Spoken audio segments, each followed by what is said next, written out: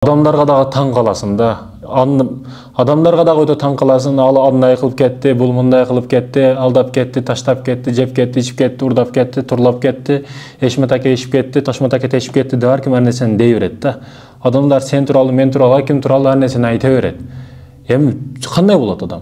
Жакшы адам андай болуш керек, мындай болуш керек. Эмне жакшы адам сенсиңби? Сендей болуш керекпи жакшы адам? Урматтуу мекендешим, сен эркек экендигиңдин далили эки досуң менен турасың, сүйлөтпөйсүң башкалар тууралуу. Ал жерде жокпу, сүйлөтпөйсүң, анан өзүң дагы сүйлөбөйсүң. Бирөө досуң сүйлөштү баштады, андай экен, мындай экен бул досубуз десе, токто. Ал жок, анын бетине айтабыз. Бул жерде сүйлөбө, ал жок учурда. Мен алдымда сүйлөбө деп айтышың керек. Муну эркектигиңдин далили. Тил арсан босогондон комдоңго бошоп кетсе өзүң да жеп койгон. Разбор бул дүйнөдө бүтүп калбайт. Тил кылычтан өткүр дейт тил.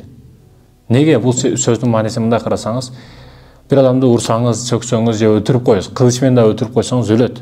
Ал кабырда жатат да. Тил менен удар берип койсоңуз, разбор аякта дагы болот да.